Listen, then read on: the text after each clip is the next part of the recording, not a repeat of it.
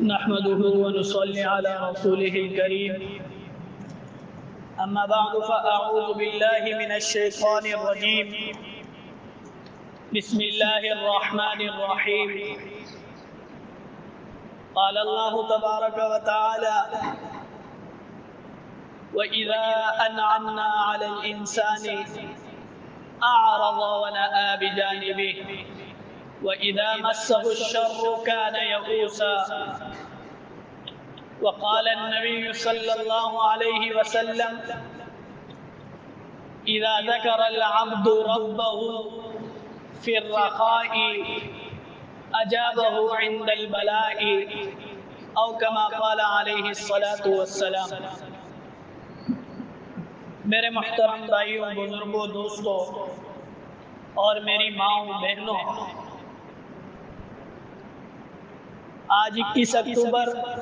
2025 بمطابق 28 ربیع الثانی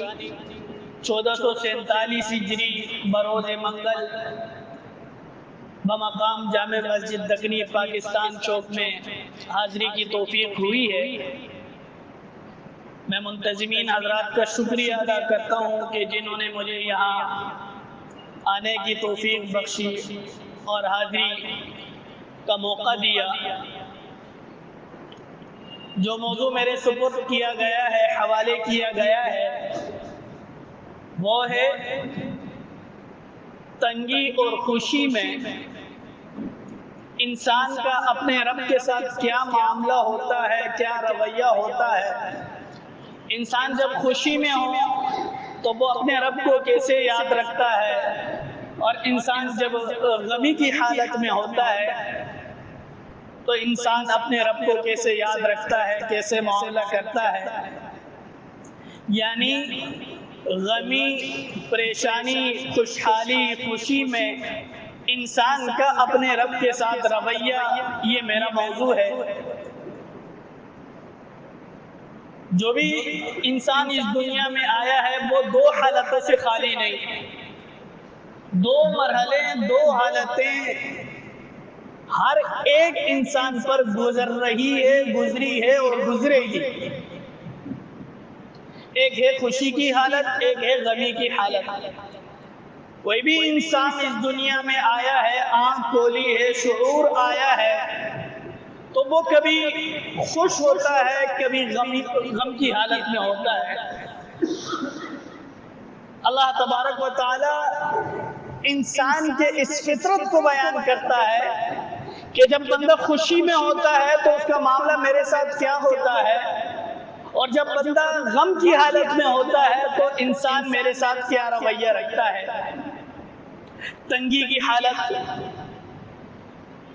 اللہ تبارک و تعالیٰ نے غریب بنایا، مال ہی نہیں ہے اس بیچارے کے پاس، بجلی کا بل زیادہ آ گیا، مکان کرایہ کا ہے، کرایہ ادا کرنے کی وسعت نہیں، طاقت نہیں، مالی پریشانیوں میں ہے، تو یہ انسان اس مال کی وجہ سے، مال کے نہ ہونے کی وجہ سے پریشان رہتا ہے۔ انسان ہے، کبھی اللہ تبارک و تعالیٰ اس کو بیمار کر دیتے ہیں، کینسر کا مرض ہے، بواسیر کا مرض ہے، مختلف بلڈ پریشر کا مرض ہے، ڈائلیسس ہو رہے ہیں، گردے کا مسئلہ ہے، پتے کا مسئلہ ہے، پھیپھڑوں کا مسئلہ ہے، پھیپھڑوں میں انفیکشن ہے، معذور ہے۔ تو کبھی کبھار اللہ تبارک و تعالی انسان کے جسم میں، انسان کے بدن میں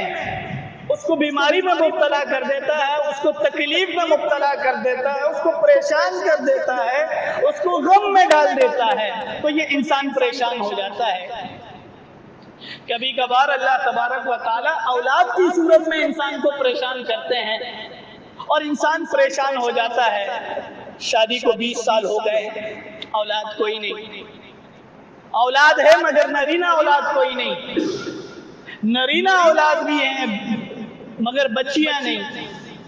بچیاں بھی ہیں، نرینہ اولاد بھی ہیں مگر اولاد نافرمان ہیں۔ تو جس کی اولاد نہیں وہ اس بات پر پریشان ہے کہ میری اولاد نہیں ہے، اور جس کی اولاد ہے تو وہ پریشان ہے کہ میری اولاد نافرمان ہے۔ تو انسان کبھی بھی ایک حالت میں نہیں رہتا، وہ کبھی خوش ہوتا ہے کبھی پریشان ہوتا ہے، کبھی بیماری کی صورت میں، اولاد، شادی کو 20 سال ہو گئے،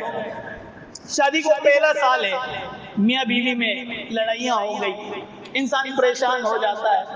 گھر کے اعتبار سے انسان پریشان ہوتا ہے۔ لیکن ایک انسان بسا اوقات ایسا بھی ہوتا ہے اس کو کوئی پریشانی نہیں ہوتی، مال بھی وافر مقدار میں موجود ہے، کاروبار بھی اچھا چل رہا ہے، بچے بھی فرما بردار ہے، گھر والوں کے ساتھ بھی اس کا تعلق اچھا ہے، تو اس انسان کو اللہ تبارک و تعالی خوشی میں مبتلا کرتے ہیں، خوش ہے۔ لیکن اس کا یہ مطلب نہیں ہے کہ جس کے پاس مال ہے، جس کی اولاد فرما بردار ہے، جس کا کاروبار چل رہا ہے، اس کو کسی قسم کی کوئی پریشانی لاحق نہیں ہوگی۔ پریشانیوں کی مختلف جہات ہے، اس کو اور اعتبار سے پریشانی ہوگی۔ تو میرے کہنے کا مقصد یہ ہے کہ اللہ تبارک و تعالی انسان کو کبھی پریشان کر دیتے ہیں، غم میں مبتلا کر دیتے ہیں، تو انسان آہو بکا کرتا ہے، اللہ تبارک و تعالی کے سامنے سجدے کرتا ہے، گڑ گڑاتا ہے، اے اللہ میری اولاد نہیں، اے اللہ میرا کاروبار نہیں چل رہا، اے اللہ میں پریشان ہوں، میری پریشانی دور فرما، اللہ گھر والوں کے ساتھ معاملہ اچھا نہیں ہے، میرے گھر کو جنت کا نمونہ بنا، میرے گھر کو بسا، گڑ گڑاتا ہے، پریشان ہوتا ہے، روتا ہے۔ جب اس کا ہاتھ خالی ہوتا ہے تو وہ رب کے سامنے روتا ہے، لیکن جیسے ہی اللہ تبارک و تعالیٰ اس کی پریشانی دور کر دیتے ہیں تو وہ بندہ اترانے لگتا ہے، وہ بندہ کہتا ہے کہ یہ میرے بل بوتے ہوا، کینسر ہے آدمی کو، اچھے سے اچھے ہاسپٹل میں چلا گیا، اللہ تبارک و تعالیٰ نے اس کی بیماری درست کر دی، ٹھیک کر دیا اس بندے کو۔ بھائی ٹھیک ہو گئے آپ کے والد صاحب، ٹھیک ہو گئے آپ کے بھائی، ٹھیک ہو گئے آپ کی والدہ، ٹھیک؟ جی کیوں ٹھیک نہیں ہونا تھا بھائی؟ میں نے آغا خان سے اس کا علاج کروایا، بھائی فلاں ہاسپٹل سے میں نے اس کا علاج کروایا، اتنے پیسے خرچ کرے، ٹھیک نہ ہونا تھا تو پھر کیا ہونا تھا بھائی؟ انما اوتیتہ علی علم، وہ سب کچھ بھول جاتا ہے کہ یہ اللہ نے ٹھیک کیا ہے، بیماری اللہ نے درست کی ہے، ترقی اللہ نے دی ہے، انما اوتیتہ علی علم، یہ میری محنت کے بلبوتے ہوا ہے۔ پی ایچ ڈی کر لی، ڈاکٹر بن گئے، اعلیٰ ڈگری حاصل کر لی، ارے بھائی اللہ کا شکر کرو، اللہ نے آپ کو ایسا مقام دیا، ٹھیک ہے بھائی، لیکن میری محنت بھی تو شامل ہے، میں نے بڑی محنت کی ہے، میں محنت نہ کرتا تو مجھے یہ مقام نہ ملتا۔ انما اوتیتہ علی علم، میری محنت کے بدلے یہ وہ دیا ہے۔ اللہ تبارک و تعالیٰ کا صلہ بھول جاتا ہے۔ اچھا پریشان ہوتا ہے انسان، ایسا نہیں ہے کہ کوئی انسان پریشان نہیں، اس دنیا کے اندر کوئی ایک انسان ایسا نہیں ہے جو آ کر یہ کہہ دے کہ میں کبھی پریشان نہیں ہوا۔ الحمدللہ جب سے میں پیدا ہوا ہوں، 60 سال عمر ہے، 70 سال عمر ہے، الحمدللہ میری زندگی میں کوئی پریشانی نہیں آئی، ایسا کوئی انسان نہیں، اور ایسا کوئی انسان نہیں ہے جو یہ کہے کہ الحمدللہ ہر وقت اللہ نے مجھے تکلیفوں میں رکھا ہے، یار میں ہر وقت مصیبت میں ہوتا ہوں، ہر وقت تکلیفوں میں ہوتا ہوں، نہیں، اس کا کوئی نہ کوئی لمحہ، کوئی نہ کوئی دن، کوئی نہ کوئی موقع اللہ تبارک و تعالیٰ اس کو خوشی میں مبتلا کر دیتا ہے۔ تو خوشی اور غمی یہ عارضی چیزیں ہیں، یہ آتی رہتی ہیں انسان پر۔ اللہ تبارک و تعالیٰ نے غمی کا تذکرہ کیا ہے قرآن میں، پریشان ہونے کا تذکرہ کیا ہے، انسان پر آنے والے حالات کا تذکرہ کیا ہے، لیکن اس کے لیے لفظ جو استعمال کیا ہے نا وہ سننے کے قابل ہے۔ 2 لفظ استعمال کیے اللہ تبارک و تعالیٰ نے، میں جب پریشانی انسان کے قریب سے چھو دیتا ہوں، یعنی پریشانی انسان پر انڈیلتا نہیں ہوں، بلکہ پریشانی کو اس کے قریب سے گزارتا ہوں، اس کے بالکل قریب سے گزار دیتا ہوں۔ ایک لفظ یہ استعمال کیا، اور دوسرا لفظ یہ استعمال کیا کہ یہ میں پریشانی، یہ تکالیف، یہ مشقتیں،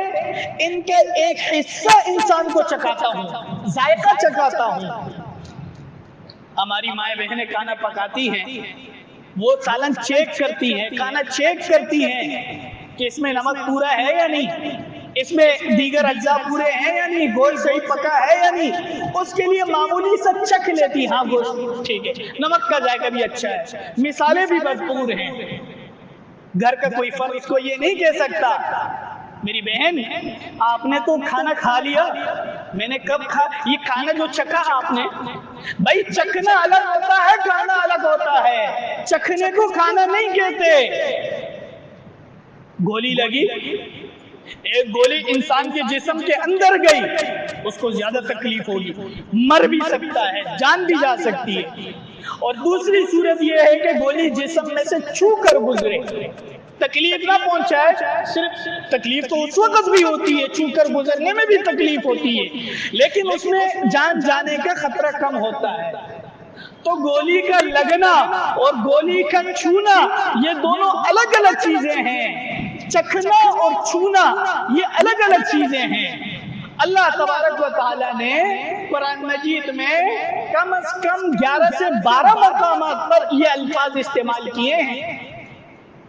سورہ یونس میں اللہ تبارک و تعالیٰ ارشاد فرماتے ہیں وَإِذَا مَسَّ کا لفظ سن رہا ہوں، وَإِذَا مَسَّ الْإِنسَانَ الضُّرُّ دَعَانَا لِجَنبِهِ أَوْ قَاعِدًا أَوْ قَائِمًا، اور جب میں انسان کو معمولی سا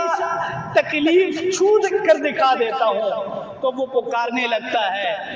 لیٹ کر بھی مجھے پکارتا ہے، کھڑے ہو کر بھی مجھے پکارتا ہے، بیٹھ کر بھی مجھے پکارتا ہے۔ فَلَمَّا كَشَفْنَا عَنْهُ ضُرَّهُ، جیسے ہی میں اس سے تکلیف ہٹا دیتا ہوں،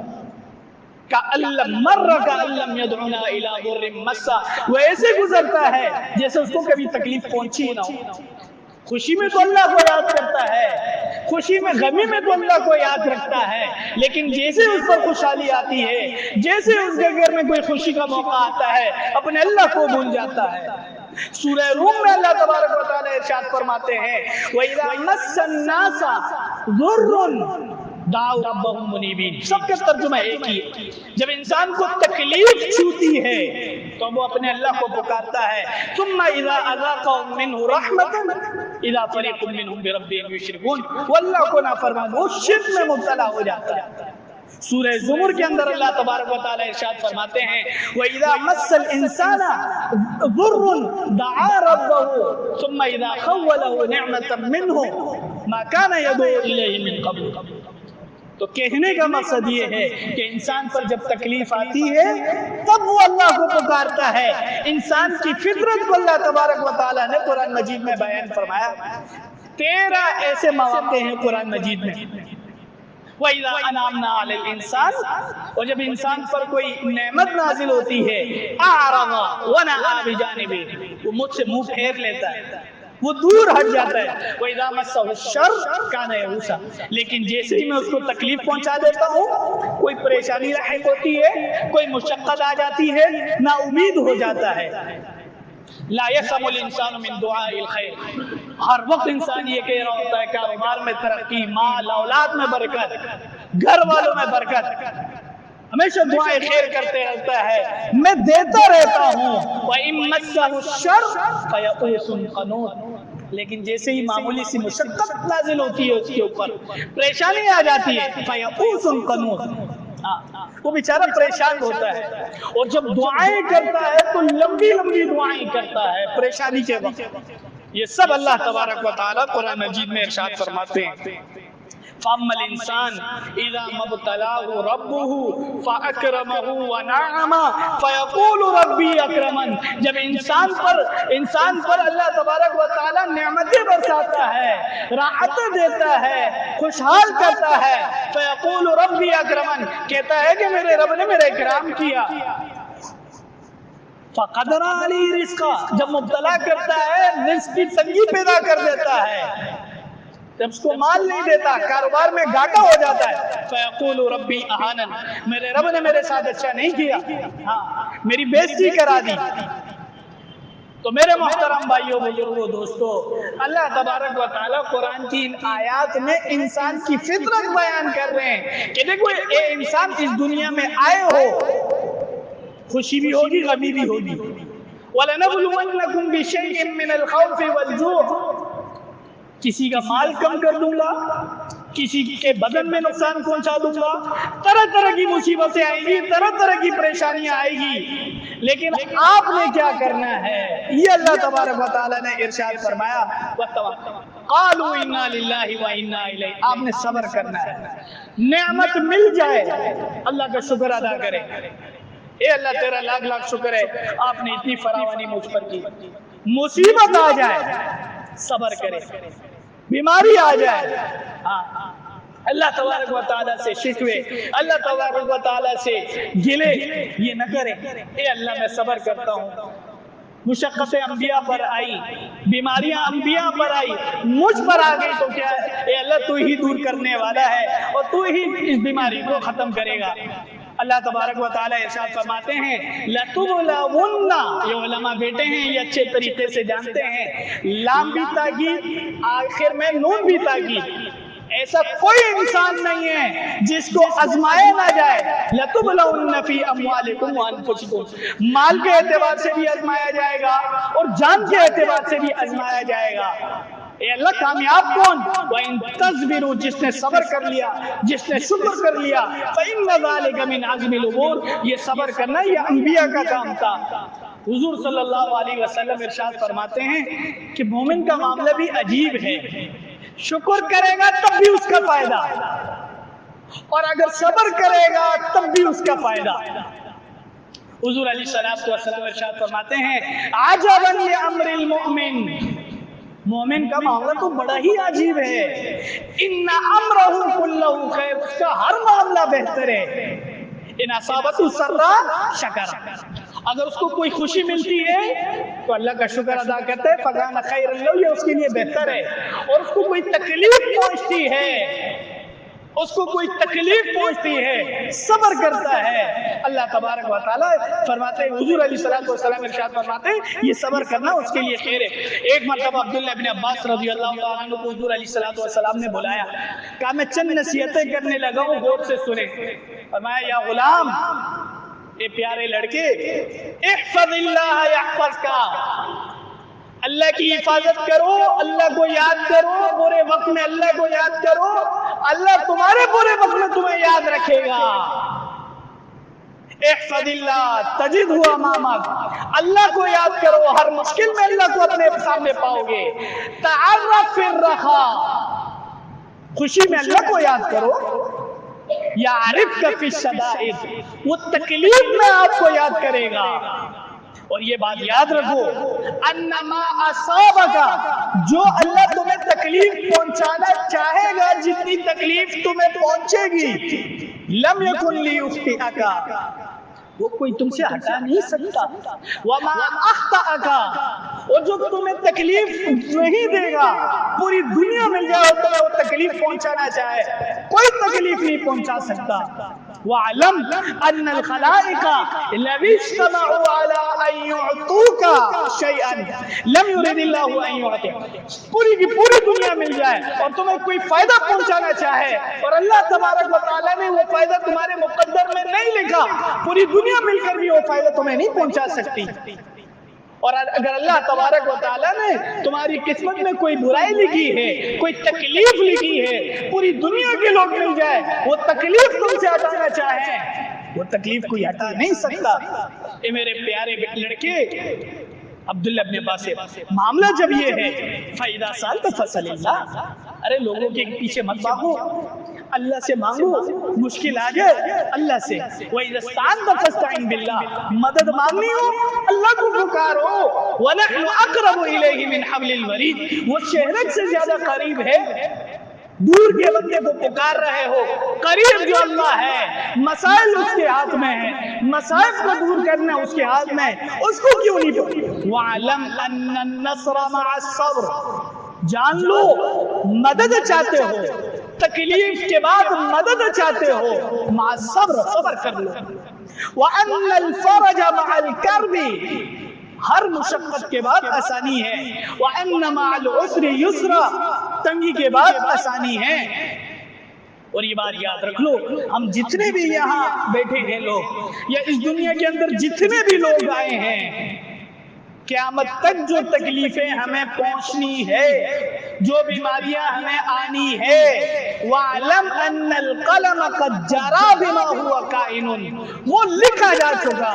جو بیماری ہمارے نصیب میں ہے وہ ہمیں مل کر رہے گی، جو تکلیف ہمارے نصیب میں ہے وہ ہمیں مل کر رہے گی، جو خوشی ہمارے نصیب میں لکھ دی گئی ہے وہ ہمیں مل کر رہے گی۔ ہاں، اللہ سے صبر، اللہ سے صبر کریں، پریشانی میں صبر ہو اور نعمتوں میں۔ اور یہ بات یاد رکھیں، اگر خوشی ملتی ہے یہ بھی آزمائش ہے، پریشانی ملتی ہے یہ بھی آزمائش ہے، دونوں آزمائش، خوشی بھی آزمائش ہے، پریشانی بھی آزمائش ہے، لیکن ہمیں کرنا کیا ہے؟ خوشی میں شکر اور پریشانی میں صبر۔ اذا ذکر العبد ربہ فی الرخاء، جب انسان اپنے رب کو تکلیف کے وقت یاد رکھتا ہے، اجابہ عند البلاء، کل کوئی مشکل آ جائے اپنے رب کو پکارو، کیسے اللہ مدد نہیں کرتے؟ وہ کسی نے سچ کہا،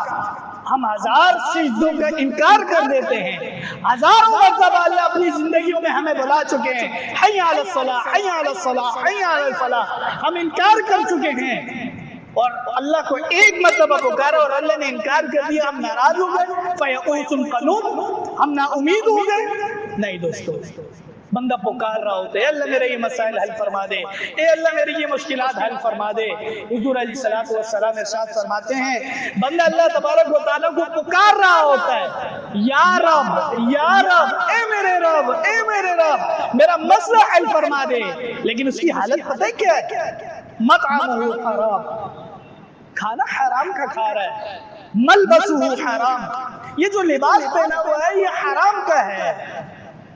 غذی بالحرام، وہ جو کھانا ہے اس کا جسم کا انگ انگ روح حرام سے پلا ہوا ہے، فَأَنَّا يُسْتَجَابُ ذَلِكَ، مجھے خود بتاؤ اللہ تبارک و تعالیٰ کیسے دعا قبول کریں گے؟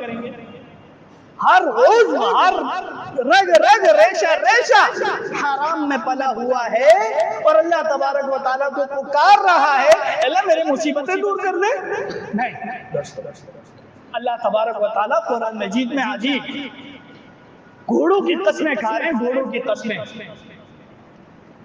اور گھوڑوں کی قسموں کے بعد انسان کو ایک پیغام دے رہے ہیں، وہ سنیں۔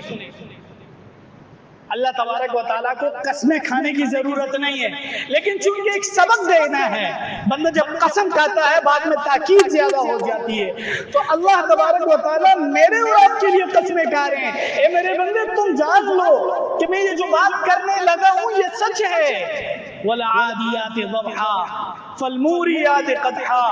قسم ہے ان گھوڑوں کی جو ٹھاپ تیز دوڑتے ہیں، فَالْمُورِيَاتِ قَدْحًا، جو صبح کے وقت حملے کرتے ہیں،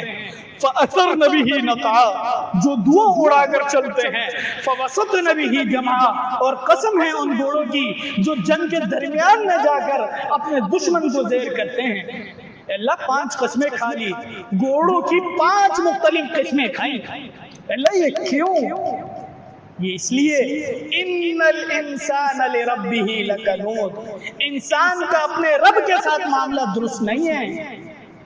انسان کو اللہ نے پیدا کیا، نعمتیں دی، ہر موڑ پر اللہ تبارک و تعالیٰ نے اس کا ساتھ دیا، لیکن وہ اس دنیا میں آ کر، وہ شعور کی دنیا میں آ کر مال کمانے لگ گیا، اور مال کمانے کے چکر میں اپنے اللہ کو بھول گیا۔ اور ان کو بتا دو، افلا یعلم اذا بعثر ما فی القبور، کیا مرنا نہیں ہے؟ کیا مرنے کے بعد کی زندگی نہیں ہے؟ کیا اپنے اس کمائے ہوئے مال کا حساب نہیں دینا؟ میرے محترم بھائیوں، بزرگوں، دوستو، کوئی یہ نہ سمجھ لے کہ دنیا کمانا حرام ہے، دنیا کمانا حلال ہے، جتنی دنیا کمانی ہے کمائیں، لیکن اس دنیا کے کمانے میں اپنے رب کو غافل نہ ہونے دے، اپنے رب سے دور نہ ہٹے، اپنے رب کی نافرمانی نہ کرے۔ اللہ تبارک و تعالیٰ ان آیتوں میں اور حضور علیہ السلام ان احادیث میں یہ سمجھانا چاہے۔ ایک حدیث قدسی سنا کر بات ختم کر دیتا ہوں۔ اللہ تبارک و تعالیٰ ارشاد فرماتے ہیں، حلیۃ الاولیاء و طبقات الاصفیاء ایک کتاب ہے، اس میں یہ حدیث قدسی موجود ہے۔ اللہ تبارک و تعالیٰ بندوں سے فرما رہے ہیں، یا ابن آدم ما انصفتنی، اے میرے بندے تو نے میرے ساتھ انصاف کا معاملہ نہیں کیا، خلقتک ولم تک شیئا وجعلتک بشرا سویا، اے میرے بندے تو کچھ بھی نہ تھا، اس اللہ نے تیرے وجود کو بخشا۔ کیسے بخشا؟ ایک مٹی سے، من سلالۃ من طین ثم جعلت النطفۃ، پھر اس مٹی کو نطفہ بنایا، ناپاک پانی بنایا، پھر اس ناپاک پانی سے لوتھڑا بنایا، خون کا لوتھڑا بنایا، پھر گوشت بنایا، پھر اس گوشت پر ہڈیاں چڑھائی، اے میرے بندے پورا ایک انسان بنایا۔ هل يقدر على ذلك غیری، کیا میرے علاوہ کوئی اور اللہ ہے جو اس کام پر قادر ہو کہ ایک ناپاک قطرے سے، ایک ناپاک پانی سے، بلکہ اس سے پہلے ایک بے جان مٹی سے ایک جاندار انسان بنا دے؟ هل يقدر على ذلك غیری، کیا میرے علاوہ کوئی اور اس پر قادر ہے؟ اے اللہ بالکل نہیں ہے۔ اے میرے بندے جسم کے اندر کوئی زائد ہے، کوڑا نکل آئے نا، کوڑا یا دانہ نکل آئے، انسان کو کتنی تکلیف ہوتی ہے، ڈاکٹروں کے پیچھے بھاگتا ہے، ارے بھائی کوڑا تو نکلا ہے، جسم کا ایک حصہ ہے، اس میں تکلیف کیسی؟ دانہ جسم کا ایک حصہ ہے، تکلیف، ارے بھائی جسم کا حصہ تو ہے لیکن زائد حصہ ہے۔ جب جسم کے اندر زائد چیز آ جائے، چربی زائد آ جائے تو انسان کو پریشان کرتی ہے۔ ماں کے پیٹ میں پہلے بچہ نہیں ہوتا، اللہ تبارک و تعالیٰ جب ارادہ کرتے ہیں ماں کے پیٹ میں بچہ رکھتا ہے، وہ بھی تو زائد چیز ہے۔ ماں کبھی بھی اپنے بچے کو ہلاک نہیں کرتی، قتل نہیں کرتی، وہ ڈاکٹروں کے پیچھے نہیں جاتی اس بچے کو قتل کر دو، اس کو ختم ہی کر دو، مجھے بہت تکلیف ہو رہی ہے، الا ماشاءاللہ، نہیں۔ اللہ تبارک و تعالیٰ اس نعمت کو بیان فرما رہے ہیں، ثم خففت ثقلک علی امک حتی لا تتبرم بک ولا تتعزى، میں نے یہ جو تیرا بوجھ ہے نا، 9 مہینے جو ماں کے پیٹ میں نے یہ بوجھ رکھا، اس سے تیری ماں کو تکلیف نہیں ہوتی، یہ میرا احسان ہے، اس سے کوئی تکلیف نہیں ہو رہی تھی۔ اے میرے بندے جب آپ نکلنے کا وقت آیا، ثم اوحیت الی الامعاء، جب پیٹ کے اندر کے مراحل اللہ تبارک و تعالیٰ بیان فرما رہے ہیں، پیٹ کے اندر آنتیں آپس میں ملی ہوئی ہیں، ہڈیاں آپس میں ملی ہوئی ہیں، ایک دوسرے کے ساتھ یوں چپکی ہوئی ہیں، یہاں انسان کیسے آ سکتا ہے؟ اللہ تبارک و تعالیٰ ارشاد فرماتے ہیں، ثم اوحیت الی الامعاء ان اتسعی والی الجوارح ان تفرقی، اے انتو میرا بندہ آ رہا ہے ہٹ جاؤ، اے ہڈیوں میرا بندہ آ رہا ہے دور ہو جاؤ۔ اللہ تبارک و تعالیٰ اندر کا سارا نظام بگاڑ دیتے ہیں۔ یوں سمجھیے کہ اللہ تبارک و تعالیٰ آپ کی وجہ سے اندر کے اندرونی ساز کو تبدیل کر دیتے ہیں، میرا بندہ آ رہا ہے۔ ثم اوحیت الی الملک الموکل بالارحام، پھر ایک فرشتے کو اللہ تبارک و تعالیٰ بھیجتے ہیں، میرا بندہ آ رہا ہے اس کا استقبال کرے، فاستخلص علی ریشۃ من جناحہ، وہ پر مارتا ہے، بچہ آتا ہے اس دنیا کے اندر۔ اللہ تبارک و تعالیٰ ارشاد فرما رہے ہیں، فاطلعت علیہ، میں نے جب جان کر دے گا، فَإِذَا أَنْتَ خَلْقٌ ضَعِيفٌ، تو کمزور سا انسان تھا، تیرے ہاتھ میں پکڑنے کی طاقت نہیں، تیرے پاؤں میں چلنے کی طاقت نہیں، تیرے زبان میں بولنے کی طاقت نہیں، تیرے آنکھوں میں پہچاننے کی طاقت نہیں، تو اتنا کمزور تھا، لَيْسَ لَكَ سِنٌّ تَقْطَعُ وَلَا ضِرْسٌ تَطْحَنُ، تیرے دانتوں میں چبانے کی اور تیرے داڑوں میں پکڑنے کی طاقت نہیں تھی، کھانا کھا نہیں سکتا تھا۔ اللہ تبارک و تعالیٰ نے کیا کر دیا، فَاسْتَخْلَفْتُ لَكَ فِي صَدْرِ أُمِّكَ عِرْقًا يَدُرُّ لَبَنًا بَارِدًا فِي الصَّيْفِ حَارًّا فِي الشِّتَاءِ، اللہ تبارک و تعالیٰ نے تیری ماں کی چاچیوں میں تیرے لیے دودھ کا نظام بنا دیا، مشکل غذا اور بھاری غذا کھا نہیں سکتا، اللہ نے دودھ کا نظام جاری کر دیا، من بین جلد ولحم ودم وفرس، گندگی سے، چمڑے کے درمیان سے صاف بہتا ہوا دودھ آپ کے لیے اللہ تبارک و تعالی مہیا کر رہا ہے۔ اے میرے بندے جب تو شعور کو آیا، جب تو عبادت کرنے لگ گیا، تو میں نے طرح طرح کے میوے کھلائے، طرح طرح کی چیزیں کھلائی تیرے لیے۔ تیرے حدیث میں آتا ہے والدہ کے لیے، والد کے لیے الرحمہ کا لفظ استعمال کیا کہ تیرے لیے تیرے والد کے دل میں رحمت ڈال دی۔ وہ والدین اپنے بچوں سے کتنی محبت کرتے ہیں۔ اور ماں کے متعلق فرمایا التحنن، رحمہ اور تحنن کا معنی ایک ہی ہے۔ والد کے لیے کہا رحمہ، شفقت کرتا ہے، پیار کرتا ہے، محبت کرتا ہے۔ ماں کے متعلق فرمایا کہ دل کی گہرائیوں سے محبت کرتا ہے۔ وہ کبھی بھی اپنے بچے کو، باہر بھی بچے، محلے میں باہر بچے روتے ہیں، اس عورت کو کوئی آسرا نہیں ہوتا، کوئی فکر نہیں ہوتی، بچہ روئے کسی اور کا روئے، لیکن اپنا بچہ روئے، اپنے بچے تکلیف میں ہو تو اس کے جینا حرام ہو جاتا ہے۔ یہ اللہ تبارک و تعالیٰ کی نعمت ہے کہ والد کے دل میں رحمت اور والدے کے دل میں انتہائی محبت ڈال دی۔ میرے بندے جب بالغ ہوا، جب نماز کا وقت آیا، جب عبادت کا وقت آیا، میں نے کہا اب آ جا، اتنی نعمتیں میں نے اس لیے کی ہیں، یہ احسانات میں نے اس لیے کیے ہیں کہ تو میری فرمانبرداری کرے گا، تو مجھے راضی کرے گا۔ عصیتنی، آپ نے پھر بھی نافرمانی کی۔ اتنے سارے هل اتى على الانسان حين من الدهر لم يكن شيئا یا ایھا الانسان ما غرك بربك الكريم، اے انسان کریم رب سے، یا بھی کریم فرمایا، ورنہ آدمی جب ادھار نہیں دیتا نا تو بندہ بدماشی پہ آ جائے، او بھائی میرے پیسے نکال، کب دے گا، میں نے مشکل وقت میں تیری مدد کی، اب پیسے نکال، انداز سخت ہوگا۔ اللہ تبارک و تعالیٰ اتنے احسانات کرتے جا رہے ہیں، پھر ارشاد فرمایا یا ایھا الانسان ما غرک بربک الکریم، اپنے کریم رب سے تجھے کس نے غافل کر دیا؟ فلینظر الانسان الی طعامہ، اے انسان اپنے کھانے کو تو دیکھ، کہاں سے میں تجھے رزق دیتا ہوں۔ میرے محترم بھائیوں، بزرگوں، دوستو،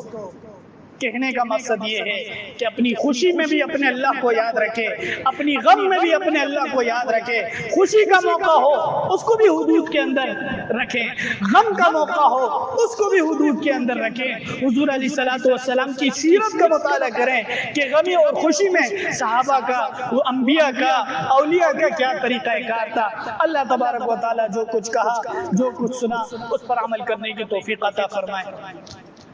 الحمدللہ رب العالمین والعاقبۃ